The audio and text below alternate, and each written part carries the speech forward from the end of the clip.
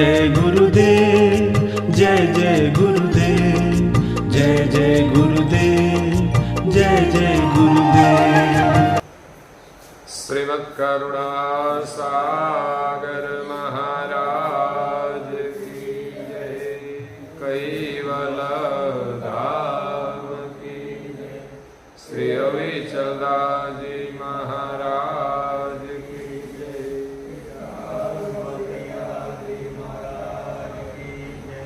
सत केवल साहेब, सत केवल साहेब, सत केवल साहेब। परम गुरु श्रीमद् करुणा सागर महाराज श्री रचित पंचम स्वसम वेद यानी पंचम सूक्ष्म वेद, निजपति परम प्रभाव स्कंद है चौथा और चौपाई नंबर है 46।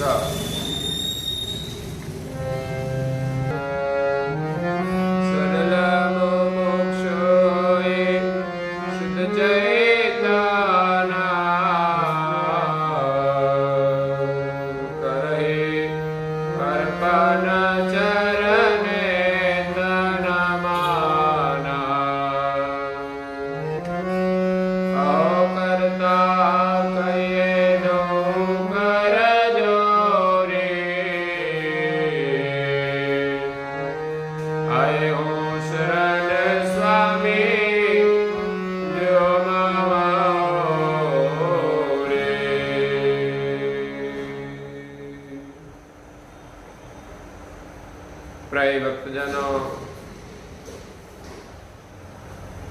ज्ञान संप्रदाय के आद्य स्थापक अनंत ब्रह्मांडाधीश विश्व नियंता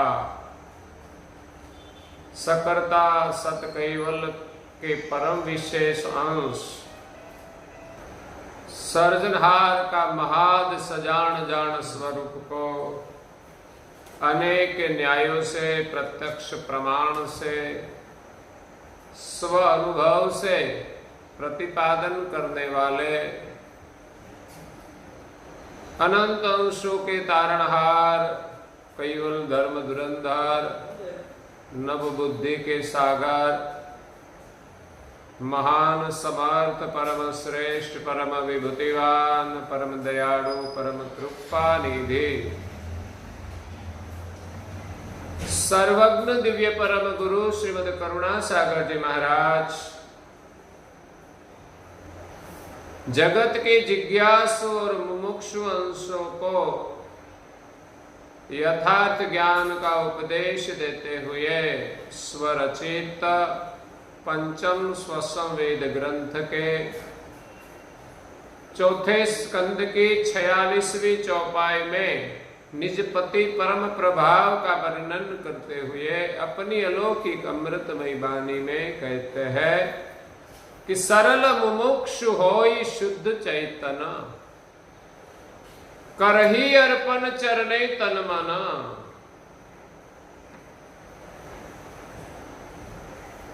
जगत कर्ता ने सृष्टि का सृजन किया, विभिन्न प्रकार के शरीरों की रचना की और शरीरों की इंद्रियों के स्वाद में अंश अपने स्वरूप को भूल गया, अपने निज घर को भूल गया। अब निज घर की प्राप्ति के लिए परम गुरु जी कहते हैं कि निज सदगुरु के शरण में जाकर प्रार्थना करें। निज सदगुरु हमें निज घर की पहचान कराते हैं और निज घर की प्राप्ति के लिए हमें एक मार्ग बताते हैं। सदगुरु की कृपा प्राप्त करने के लिए एक युक्ति बताते हैं। सिर्फ सदगुरु के शरण में जाकर उनका लक्ष्य लेने से काम पूर्ण नहीं हो जाता, लेकिन सृजनहार की प्राप्ति के लिए, सदगुरु की कृपा के लिए एक बहुत सब कोई कर सके ऐसा मार्ग बताया है,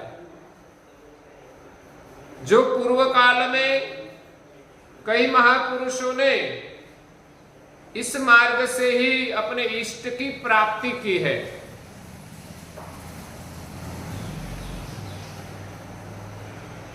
तो कहते हैं कि सरल मुमुक्षु होई शुद्ध चैतन्य। पहले तो सदगुरु के शरण में जाने के लिए हृदय में एक मुमुक्षु भावना होनी चाहिए। हमारी सब मान्यताएं छोड़कर जाना चाहिए, पूर्ण विश्वास के साथ जाना चाहिए और हृदय में कुछ अनुभव करने की जिज्ञासा लेकर जाना चाहिए। परम गुरु जी यहां कहते हैं कि सरल मुमुक्षु होई शुद्ध चैतन्य। सरल स्वभाव, मुमुक्षु भावना,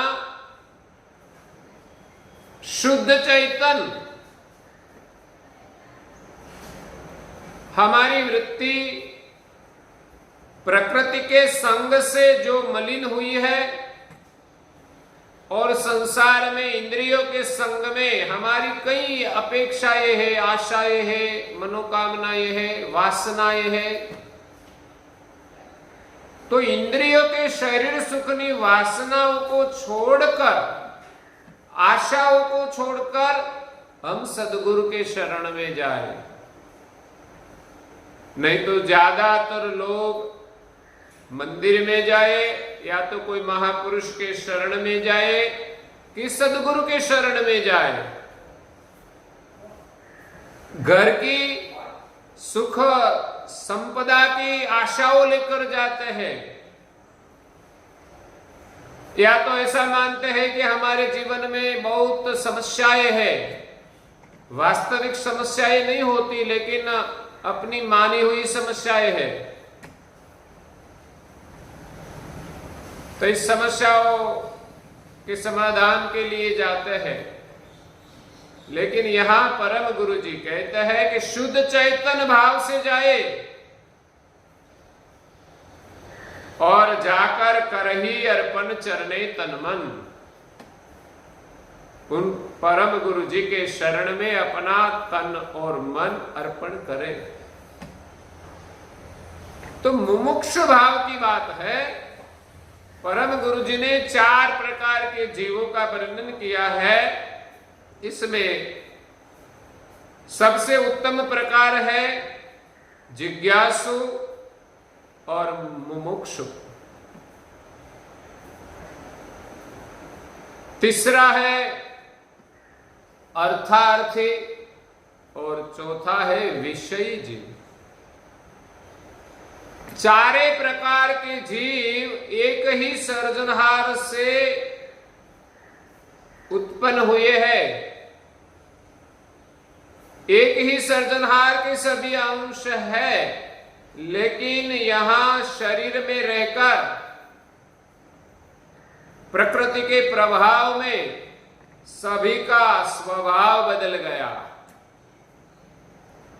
कोई प्रकृति के प्रभाव में विषय विलास में इतने डूब गए कि वो विषयी जीव बन गए।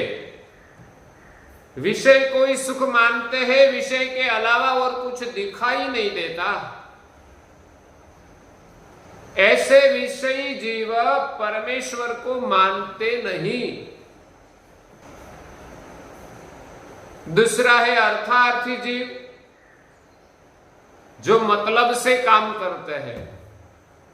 जब घर में कोई समस्या आई तो उसके निवारण के लिए प्रभु को मानते हैं और अपना काम हो जाए, बाद में कुछ नहीं।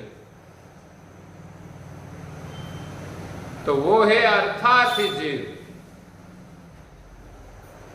तीसरा है मुमुक्षु, जिसके अंदर मोक्ष की भावना है, जिसके अंदर धर्म के संस्कार है। और चौथा और सबसे श्रेष्ठ जीव है जिज्ञासु, जिसके अंदर परमात्मा को जानने की, उसको पाने की एक बहुत महत्वपूर्ण प्रबल जिज्ञासा होती है। ऐसा नहीं कि सिर्फ बातें करने की, सिर्फ जानने की नहीं, लेकिन परमेश्वर की वो खोज करते हैं कि परमेश्वर कौन है और कैसे पाया जाए। उसको पाने के लिए हमें जो भी करना पड़े वो करने की तैयारी के साथ वो सद्गुरु की खोज करते हैं। और ऐसे जिज्ञासु को सच्चे सद्गुरु की प्राप्ति हो जाती है। कहा जाता है कि नरेंद्र नाम का लड़का पूर्व जन्म के पुण्य से वो एक संस्कारी परिवार में जन्म लिया और बड़े होने के बाद उसके हृदय में कई जिज्ञासाएं प्रकट हुई। उनके अंतर में एक जिज्ञासा थी कि इस सृष्टि का सृजन करने वाला कौन है, ईश्वर कहां है, कैसे पाया जाए। ईश्वर की प्राप्ति के लिए वो खोज करने लगे। खोजते खोजते खोजते कई धर्म ग्रंथों का अध्ययन भी किया, महापुरुष के शरण में गए, उनके साथ सत्संग वार्तालाप करते। और एक दिन वो परम ध्यानी ज्ञानी रामकृष्ण परमहंस के पास पहुंचे। रामकृष्ण परमहंस के पास गए और अपनी जिज्ञासा प्रकट की कि ईश्वर कहां है, कैसे पाया जाए। सरल जवाब था कि ईश्वर को पाने के लिए हमारे हृदय में सच्ची जिज्ञासा होनी चाहिए। जिज्ञासा है तो सर्जनहार की पहचान होगी और प्राप्ति भी होगी। वो जिज्ञासा कैसी होनी चाहिए, उनका अनुभव कराने के लिए रामकृष्ण परमहंस उनके पास आए हुए नरेंद्र नाम के लड़के को कहते हैं कि तुम मेरे साथ आओ।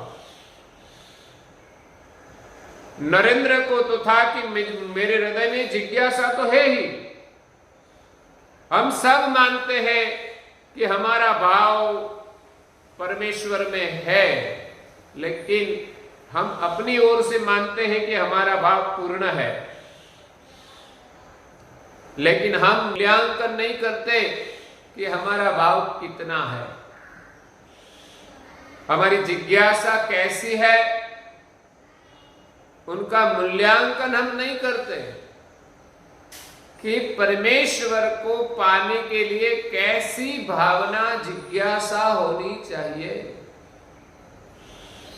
छोटी मोटी जिज्ञासा तो पूरी दुनिया को है, पूरी दुनिया परमेश्वर को मानती है, अपने घर में कोई कोई देवी देवता की स्थापना करके उनकी सेवा पूजा करते हैं, लेकिन परमेश्वर को पाने की जिज्ञासा कैसी होती है। कई कई महापुरुषों ने अपने इष्ट का सुमिरन किया है और इष्ट की प्राप्ति की है। उनके जीवन में ऐसी जिज्ञासा थी, लेकिन कैसी थी वो हम कैसे जाने।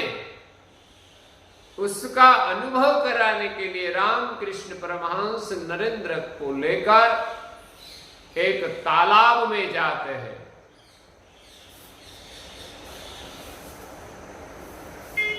तालाब में स्नान करने के लिए गए और रामकृष्ण परमहंस ने पानी में डुबकी लगाई और नरेंद्र को भी कहते हैं आप भी डुबकी लगाओ। तो नरेंद्र ने भी डुबकी लगाई। तब रामकृष्ण परमहंस ने उसका सर पकड़ के थोड़ी देर पानी में रखा।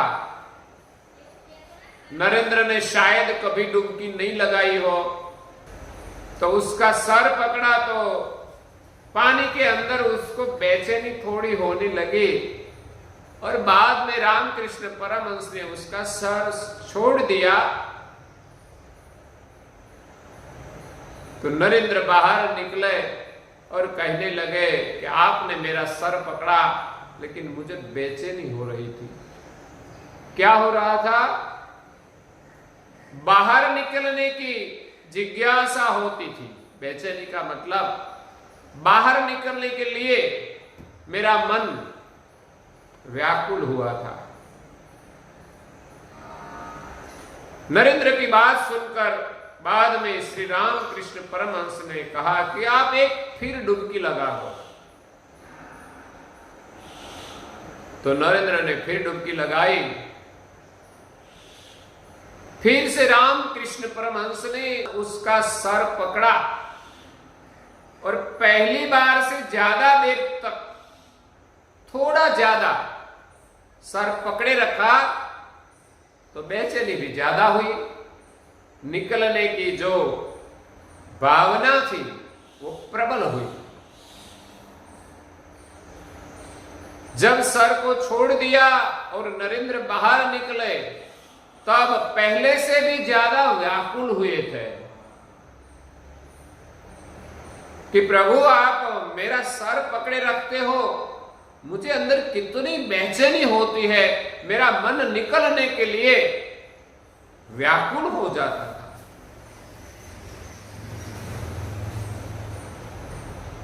रामकृष्ण परमहंस ने कहा कि एक बार और एक डुबकी लगा दो। नरेंद्र को रामकृष्ण में विश्वास था, नहीं तो एक दो बार डुबकी लगाए और सर पकड़े और बेचैनी हो तो तीसरी बार नहीं लगाएगा, वो चला जाएगा। लेकिन ये नरेंद्र एक जिज्ञासु थे, एक विश्वासु थे कि इस महापुरुष के कहने में कुछ तात्पर्य तो है ही। तीसरी बार नरेंद्र ने पानी में डुबकी लगाई। तब फिर रामकृष्ण परमहंस ने उनका सर पकड़ा। पहली दो बार जितना समय सर पकड़ा था उनसे थोड़ा ज्यादा वक्त नरेंद्र का सर पकड़े रखा। अंदर से वो जोर करने लगे बाहर निकलने के लिए और रामकृष्ण परमहंस ने जोर से पकड़ा था। तब तो उनका मन इतना व्याकुल हो गया, क्या कहे। बाद में रामकृष्ण परमहंस ने उनका सर छोड़ दिया और निकलते वक्त इतना व्याकुल दिखाई दिया, आवेश में भी आ गया कि आपको पता नहीं भीतर पानी में मेरा मन निकलने के लिए कितना व्याकुल था। अब तो लगता था कि मैं मर जाऊंगा। थोड़ा पानी भी पी गया।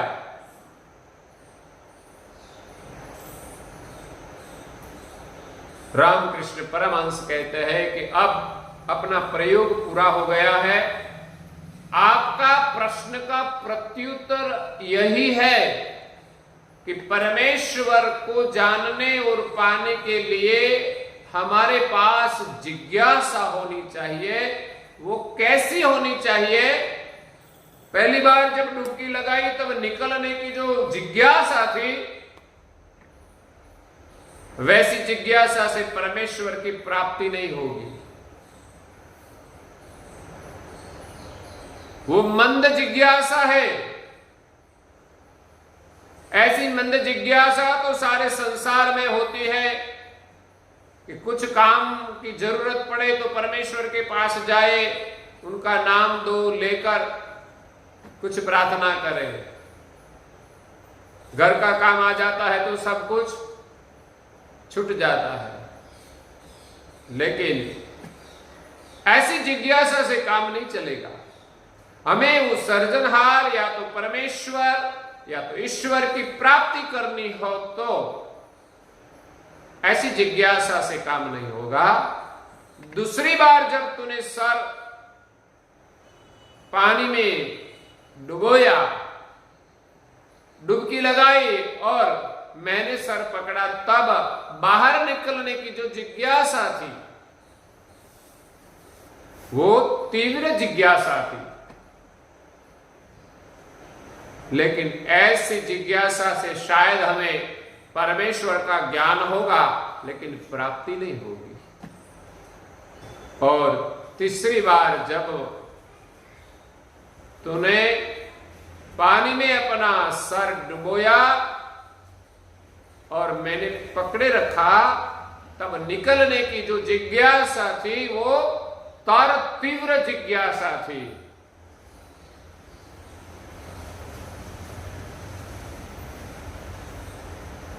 बेचैनी जो थी, ऐसे परमेश्वर के पाने के लिए हमारे मन में बेचैनी होनी चाहिए।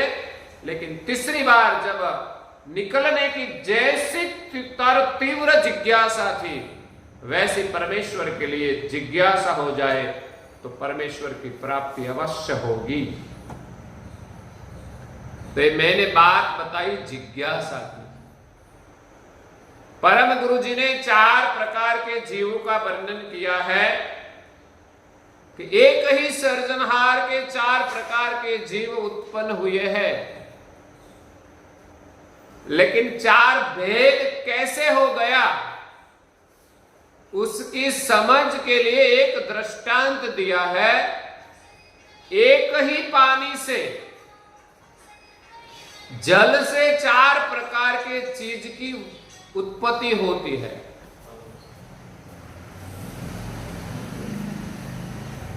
समुद्र का जल है,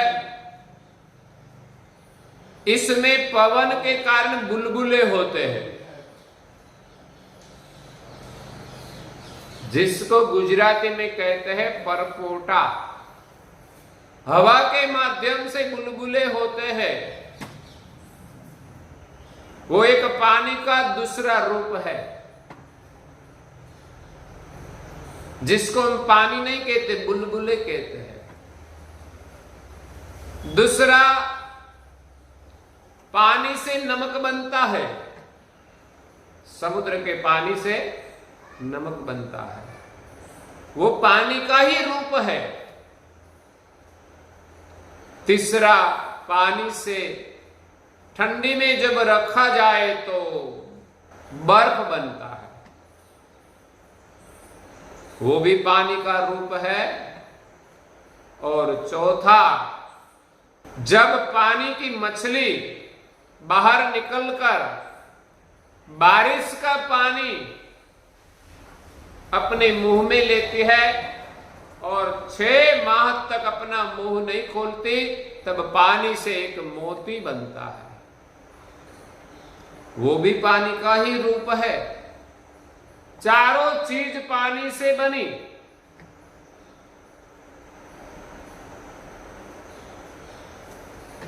लेकिन चारों में भेद है।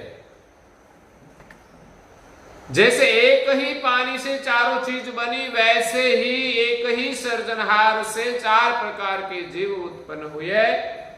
इसमें जो बुलबुले है, जिज्ञासु जीव बुलबुले जैसे है। बुलबुला पानी में होता है, लेकिन थोड़ा हवा का झोंका लगता है, या तो ऐसे ही वो पानी में मिल जाता है, पानी रूप हो जाता है। ऐसे जिज्ञासु जीव सदगुरु के शरण में आते हैं और उनके आदेश और उपदेश के अनुसार वो अपने स्वरूपमय हो जाते हैं। अपना जो स्वरूप है वो मय हो जाते हैं। दूसरा है मुमुक्षु, जो नमक जैसा है। पानी से जो नमक बनता है वो नमक जैसा है। नमक जब पानी में भिगोया जाए तो थोड़ी देर में नमक पानी में पानी रूप हो जाता है। ऐसे जो मुमुक्षु जीव है वो नमक जैसा है। वो सत्संग में रहते हैं तो संग के माध्यम से धीरे धीरे वो अपने रूप हो जाता है। और तीसरे प्रकार का जो जीव है वो अर्थार्थी जीव है। जिज्ञासु और मुमुक्षु अंश तो न्याय के साथ कर्ता का ज्ञान सुनकर उनकी भक्ति करने लगा, और मुमुक्षु जीव संतों का संग करके, सत्संग करके, सदप्रवृत्ति करके धीरे धीरे उपदेश ग्रहण करके कर्ता की भक्ति करने लगा, और वो भी अपने स्वरूपमय हो गए। और अर्थार्थी जो जीव है वो कैसा है? पानी के बने हुए जो बर्फ है, जैसे कभी बारिश होती है तो बारिश में भी बर्फ की बारिश होती है, तो बर्फ जो होता है उसको जब गर्मी मिलती है तब वो धीरे धीरे धीरे पानी का रूप लेता है। इसी प्रकार अर्थार्थी जीव वो मतलब से भक्ति करते हैं। तो जीवन में कई दुख आए तो वो भक्ति करते हैं। अगर तो उनको भक्ति कराने के लिए उपदेश में भय बताया जाता है। ज्ञान का भी 3 प्रकार है। एक है यथार्थ ज्ञान, दूसरा है रोचक ज्ञान, और तीसरा है भयानक ज्ञान। कभी कभी जीवों को धर्म के मार्ग में जोड़ने के लिए, सही कार्य कराने के लिए भय दिखाया जाता है कि तुम ऐसी भक्ति नहीं करोगे तो नरक में जाना पड़ेगा। तो पुराणों में ज्यादातर ऐसी बातें हैं कि आप गलत कार्य करोगे तो ऐसा दुख होगा। ये भी एक तरीका है। तो अर्थार्थी जो जीव है, जो मतलब से ही धर्म का पालन करते हैं, उस अर्थार्थी जीवों को पुराण आदि में इसी प्रकार का ज्ञान दिया है कि आप कुछ कर्मकांड करें तो कुछ लाभ मिलेगा, ऐसा पुण्य काम करेंगे तो ऐसा लाभ मिलेगा। विभिन्न प्रकार का वर्णन है। तो ये अर्थार्थी जीव को भय बताया जाता है, जन्म और मरण का भय बताया जाता है, स्वर्ग और नरक का भय बताया जाता है कि आप अच्छा कर्म करोगे तो स्वर्ग मिलेगा और बुरा कर्म करोगे तो नरक मिलेगा। तो अर्थार्थी जीव को भयानक ज्ञान से कर्ता की भक्ति का बोध करके भक्ति के मार्ग में जोड़ा। तो इस 3 प्रकार के जीव भिन्न भिन्न मति के हैं। उनको परमेश्वर के मार्ग में जोड़ने के लिए भिन्न भिन्न उपाय है। जिज्ञासु जो है वो तो उपदेश सुनते ही परमेश्वर की भक्ति में लग गया। मुमुक्षु है वो धीरे धीरे सत्संग के संग से सत्संगमय हो गया। भक्तिमय हो गया, और तीसरा अर्थार्थी जीव भयानक ज्ञान सुनकर भय से भक्ति करने लगा। अब चौथे प्रकार का जीव है वो विषयी जीव है। आगे जो 3 प्रकार के जीवों को 3 प्रकार से उपदेश दिया, इन तीनों प्रकार के उपदेश चौथे प्रकार के विषयी जीव को दिया, लेकिन विषयी जीव की समझ में नहीं आया। विषयी जीव ने वो उपदेश ग्रहण नहीं किया। जन्म मरण का भय भी उनको नहीं है, जो होना सो हो। वो परम गुरु जी के शरण में नहीं आए, तब परम गुरु जी ने जिज्ञासु, मुमुक्षु और अर्थार्थी जीवों को कहा कि वो चौथे प्रकार के विषयी जीव है, वो हमारे पास क्यों नहीं आते।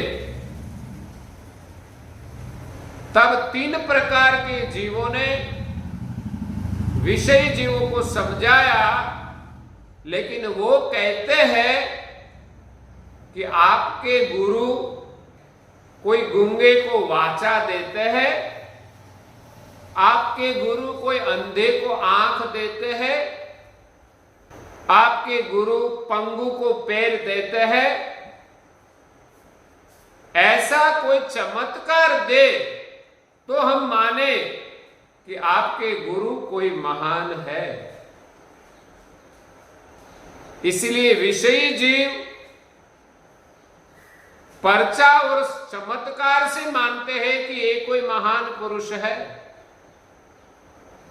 महापुरुषों की पहचान ज्ञान से नहीं कर सकते, लेकिन पर्चा और चमत्कार से वो मानते हैं कि ये कोई महान है। अगर ऐसा कोई काम करे तो हम माने, इसी के अलावा तो हम उसको कैसे माने।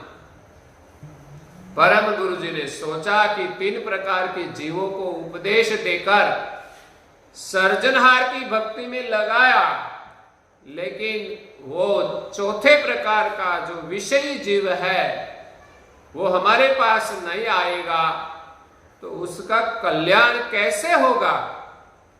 हम सभी जीवों का कल्याण करने के लिए आए हैं, इसीलिए अगर वो चाहते हैं कि कोई पर्चा चमत्कार दे तो ही हम माने, लेकिन पर्चा और चमत्कार तो कर्ता के बिना हो ही नहीं सकता। इसलिए दिव्य परम गुरु जी ने केवल कर्ता के पास प्रार्थना की कि चौथे प्रकार के विषयी जीव तो हमारा उपदेश सुनते नहीं, हमारे पास आते नहीं, तो उसका कल्याण कैसे होगा। वो सब पर्चा की चाहना रखते हैं, वो मानते हैं कि हमें कोई चमत्कार मिले तो ही हम माने। तब परम विशेष अंश परम गुरु जी ने कर्ता की आज्ञा लेकर कुछ ऐसे अधिकारी भक्तों का पर्चाओं से काम किया, चमत्कार किया। अधिकार के अनुसार जो भक्तों की इच्छा थी वो पूर्ण की। सबकी इच्छा पूर्ण नहीं हो सकती। जिनका अधिकार हो, जिनका कोई सुकृत हो, ऐसे जीवों का पर्चा से काम किया और बाद में ग्रंथों में लिखा। और जो लिखा वो 3 प्रकार के जो जीव थे, जिज्ञासु, मुमुक्षु और अर्थार्थी, उनको वो पुस्तक दी। और वो 3 प्रकार के जीव वो पुस्तक लेकर विषयी जीवों के पास जाते हैं, उसको सुनाते हैं कि हमारे गुरु महाराज ने ऐसे ऐसे चमत्कार दिए हैं, पंगु को पैर दिया है, अंधे को आंखें दी है, गूंगे को वाचा दी है। ऐसे तो कई प्रकार, कोई बीमार थे तो उनको भी अच्छा किया, कुछ कई प्रकार के कार्य किए हैं। तब विषयी जीवों को आस्था हुई। तो आज भी ऐसा होता है, हमारे घर में कोई तकलीफ हो तो कोई कहे कि यहां ऐसा काम होता है, तो हम तुरंत ही उनके पास जाते हैं। ये महाराज ऐसा काम करते हैं, तो हम वहां जाते हैं, बात सुनकर विश्वास रखते हैं। इसी प्रकार विषयी जीवों को विश्वास आया कि जो परचा चमत्कार ऐसा करते हैं, तो हम उनके पास जाएंगे तो हमारा कुछ काम भी होगा। वो शायद विषयी भाव से जाते हैं, तब परम गुरु जी कहते हैं कि हम उनको धीरे धीरे से बोध करने लगे। किसी का कुछ थोड़ा काम करके हम बोध करने लगे। जैसे वो जीव हमारे पास आने लगे, उपदेश सुनने लगे, धीरे धीरे उनके अंदर समझ प्राप्त हुई। ज्ञान की समझ प्राप्त होने से वो कर्ता की भक्ति करने लगे। परम गुरु जी कहते हैं कि ऐसा परचा चमत्कार तो हमने कुछ किया नहीं। तो विषयी जीव कहते हैं कि बड़े महापुरुष कभी नहीं कहते हैं कि हमने ये काम किया है, इसलिए आपकी महानता है कि आप पर्चा देकर भी आप नहीं कहते हैं कि ये काम मैंने किया। इसलिए विषयी जीवों के अंदर जो पर्चा की चाहना थी वो भी चली गई और सच्चे भाव से सर्जनहार की भक्ति करने लगे। तो पर्चा चमत्कार से हमारा कल्याण नहीं होता, लेकिन विषयी जीवों को धर्म में लाने के लिए दिव्य परम गुरु जी ने कुछ पर्चा दिया है। जैसे 4 पैर वाले चौपगा प्राणी जो गज होता है, वो गज को पकड़ने के लिए कहते हैं कि जंगल में एक बड़ा खड्डा किया जाता है। उसके बाद खड्डे के ऊपर बांस बिछाया जाता है, बांस के पर घास बिछाया जाता है, उनके ऊपर मिट्टी रखी जाती है। बाद में कागज की हाथनी बना के, मतलब जो मादा गज है उनका रूप बनाकर रखा जाता है। उन कागज की मादा गज को देखकर नर गज उनको पकड़ने के लिए दौड़ते हैं, लेकिन उसके निकट आते ही वो खड्डे में गिर जाता है। बाद में उसको पकड़ा जाता है और राजा की सवारी के लिए योग्य बनाया जाता है, उसको तालीम दी जाती है। तो वो जैसा मनुष्य कहे वैसा ही काम करते हैं। हम देखते हैं कई बार यहां गज को लेकर कई महावत आते हैं और वो जो कहे वो सब समझता है। नहीं तो हाथी तो जंगल में रहता है तो हम नजदीक भी नहीं जा सकते, लेकिन उसको पकड़कर पढ़ाया जाता है। इसी प्रकार सिंह वन में रहता है, उसके पास तो कोई नहीं जा सकते। शायद हाथी के पास जाना तो संभव है, लेकिन सिंह तो बड़ा हिंसक प्राणी है, वो तो मनुष्य को जिंदा नहीं छोड़ते। लेकिन हम आज कई ऐसे नाटक देखते हैं, सर्कस कहते हैं, जिसके अंदर सिंह को भी लाया जाता है। वो कैसे पकड़ा जाता है? तो आज भी कई सिंह बस्ती में आ जाते हैं, तो ऐसा कुछ पिंजरा रखा जाता है, पिंजरे में उसका आहार रखा जाता है और आहार के आकर्षण से वो सिंह पिंजरे के अंदर जाता है, तब पिंजरा बंद हो जाता है। और पिंजरा बंद होने के बाद सिंह को पकड़कर उसको तालीम दी जाती है और तालीम के बाद सिंह भी जैसा कहे वैसा करता है। वो हमने सर्कस आदि में देखा है। इस प्रकार महापुरुषों ने जो पर्चा दिया है वो जैसे सिंह और गज को पकड़ने के लिए युक्ति की गई,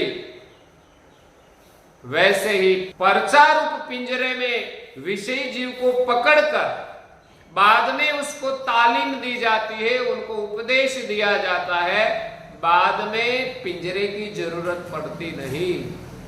उसको खुला छोड़ दे तो भी कहीं जाता नहीं।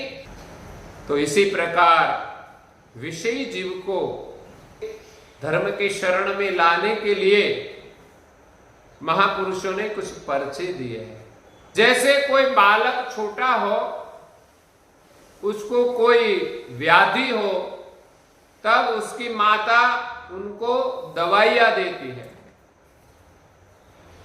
और थोड़ा बालक बड़ा हो जाता है, तब बालक को मां कहती है कि बेटा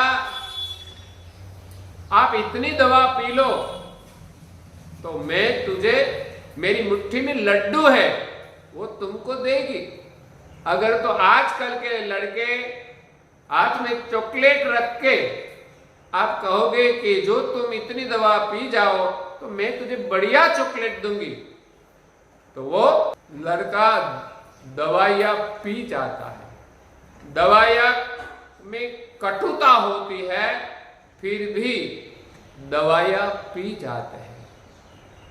इसी प्रकार मां झूठ बोलकर बच्चे का रोग का निवारण करने के लिए शायद झूठ बोलकर भी, शायद सबके घर में ऐसी चीज न भी हो, लड्डू ना हो या चॉकलेट भी ना हो, इसी वक्त दवा पिलाना है तो झूठ बोलना पड़ता है। तो झूठ बोलकर मां बच्चे को दवा पिलाकर रोग से मुक्त करती है। इसी प्रकार धर्म गुरुओं ने कुछ गलत बोलकर या तो पर्चा चमत्कार की बातें भी कई वक्ता ये गलत करते हैं। पर्चा नहीं दिया हुआ फिर भी कहते हैं कि भगवान ने ऐसा पर्चा दिया, महापुरुष ने ऐसा पर्चा दिया, आप भी श्रद्धा रखो आपका भी काम होगा। ये बात सही नहीं होगी तो भी कई लोगों को श्रद्धा आती है और बाधाएं रखते हैं और प्रभु का नाम लेते हैं, लेते लेते इतनी श्रद्धा हो जाती है कि बाद में वो प्रभु के पास पर्चा चमत्कार की चाहना भी नहीं रखते। तो इसी प्रकार 4 प्रकार का जीवों का वर्णन किया है। तो परम गुरु जी कहते हैं कि हम जिज्ञासु और मुमुक्षु बनकर सदगुरु के शरण में जाए तो सदगुरु की कृपा से हमें अपना स्वरूप का अनुभव होगा और हमारे निज घर की प्राप्ति होगी। शरण में जाकर जिज्ञासु और चैतन्य भाव से हमें क्या करना है उनका और भी वर्णन करते हैं, वो हम कल सुनेंगे। और आज के प्रवचन को यहाँ विराम देते हैं।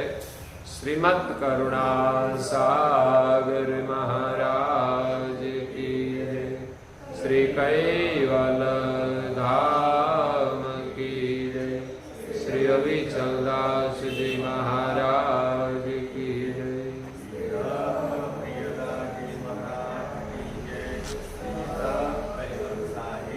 सत्य साहे